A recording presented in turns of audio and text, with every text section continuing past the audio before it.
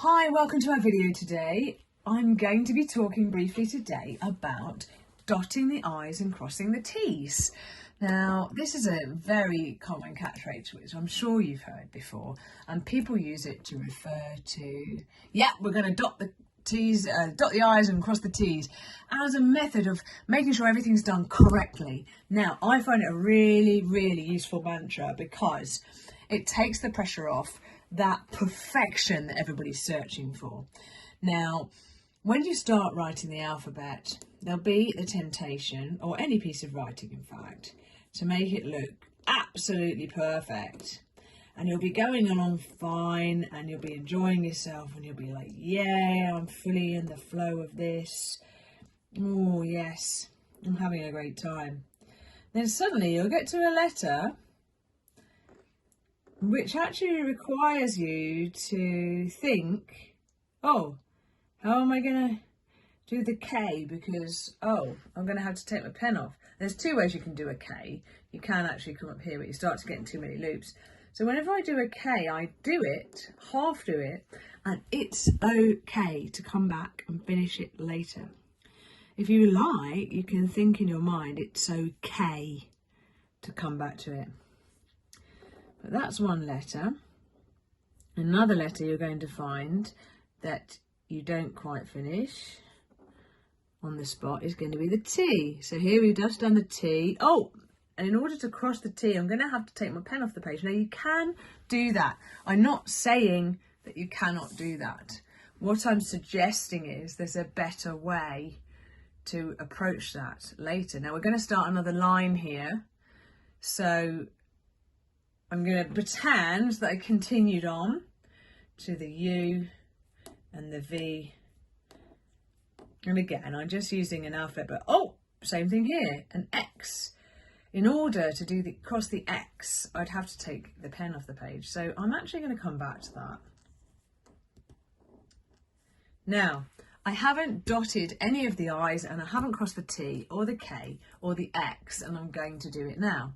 It also gives me the opportunity to look at what I've done, check I'm happy with it, and then start going through. And this is a little bit like sprinkling icing sugar on a cake or putting a cherry on top.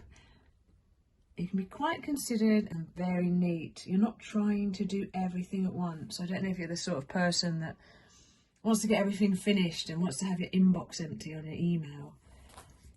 But you see, I've gone back to do them at the end. And we've talked before about tidying things up with a fine liner on faux calligraphy. The same goes here. You can see this L here. There's a slightly jagged line here.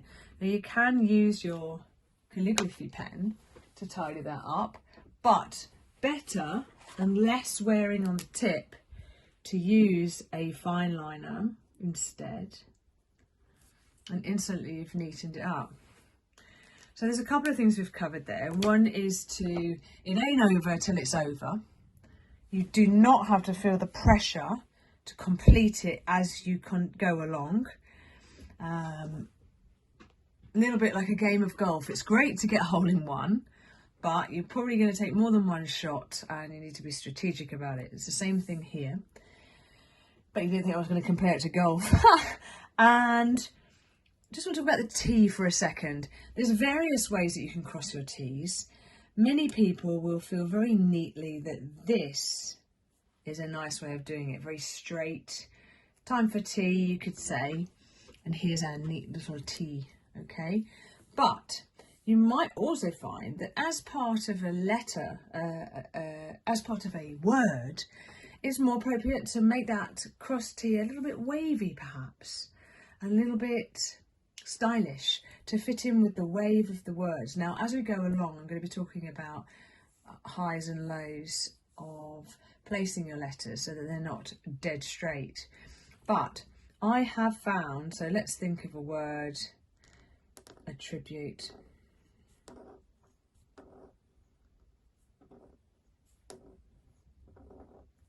Ooh, I'm rushing a bit today, look. I'm rushing so that I can get it finished for you. Oh dear, suffering from no impression. Now there's a lot of T's in there and there's an I, and I haven't dotted it yet. I'm going to do that first actually, just to check. And I've got various choices here. I've gone up and down a little bit with my letters. I'm going to make these match the tops of my letters. Wow, look at the difference in that.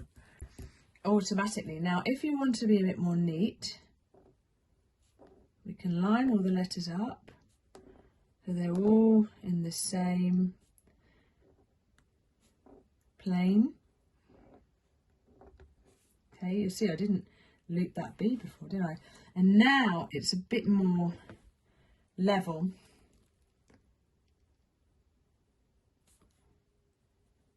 And really start playing with your lines. There you go. Now you have to choose which one you prefer of those. I have a personal favourite. I think that I like this better, but I also like this. So there is no right and wrong in calligraphy as far as I'm concerned, unless you're doing a calligraphy exam, I suppose. I don't know if they exist. But you see now you've got the choice of how wavy you want to be with your T's, okay? So that's the message I wanted to give you today. Leave it till the end of a piece of work to cross your T's and dot your I's, because also then you feel more relaxed and that you're not rushing it. And also, once you've finished a word, you might find it easier to match where the cross T goes depending on how the word looks.